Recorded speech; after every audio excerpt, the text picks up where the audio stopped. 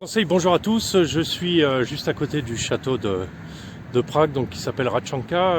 Je rentre du boulot, donc je vais faire un tour pour que vous voyez un peu. Une belle statue derrière nous, là, splendide. Et là vous avez le château qui va se trouver derrière moi, donc vous voyez pas bien, c'est pas grave. On va passer de l'autre côté. C'est juste aujourd'hui, je vous montre, j'ai dû réparer mon cadre, il a cassé. Donc c'est un problème de l'alu, je vais vous expliquer ça. C'est que l'alu, en fait, à l'époque, le Tour de France, ils utilisaient des cadres en alu. Il faut savoir que l'alu, les cadres, ils devaient changer 3 fois de cadre pour finir le Tour de France. Alors c'est pour ça qu'ils sont passés au carbone et au titane certains. Alors le titane a d'autres inconvénients, mais le carbone surtout beaucoup, parce que le carbone offre vraiment un cadre qui va vous durer quasiment pour eux les 3 quarts de l'année. Voilà, donc je vais vous montrer ce qui m'est arrivé et la réparation que j'ai réussi à faire. Donc voilà le fameux château. Donc c'est l'église de Hradčanka, donc on est juste derrière les remparts qui datent du XVIe siècle et c'est le château qui se trouve derrière, enfin l'église, donc cathédrale qui se trouve à l'intérieur du château. Voilà, c'est juste pour vous montrer. Bon, on est à côté des remparts qui datent de l'époque, qui sont en parfait état, de type Vauban, parce qu'on retrouve ces espèces de protection. Bon, maintenant on va passer sur le vélo. Voilà, alors le vélo, comme vous voyez, une fissure là qui fait pratiquement tout le tour du cadre, qui s'arrête là en fait. C'est pas une fissure, c'est carrément coupé, c'est cassé.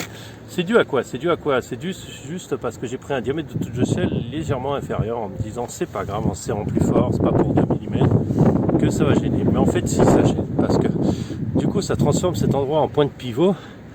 Là, il va y avoir une liberté de 2-3 mm et ça va avec l'alu.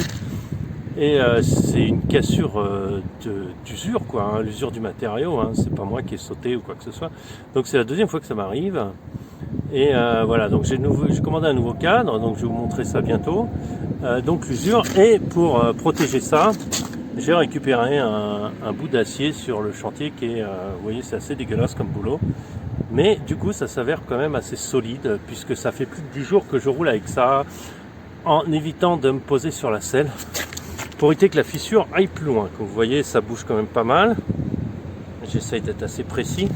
Ouais, donc si vous avez besoin le temps de recevoir votre cadre, moi ça dure une dizaine de jours avant que je le reçoive, du coup ça peut être une solution provisoire.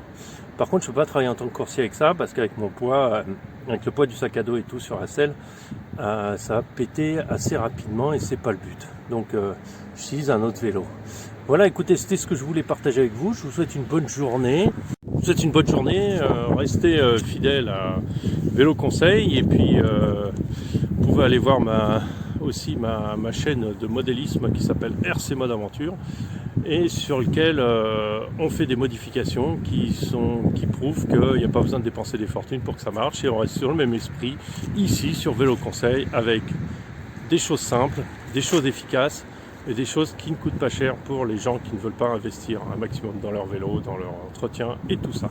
Voilà, à très bientôt. Bientôt, il y aura peut-être un essai comparatif entre frein à disque ou V-brake.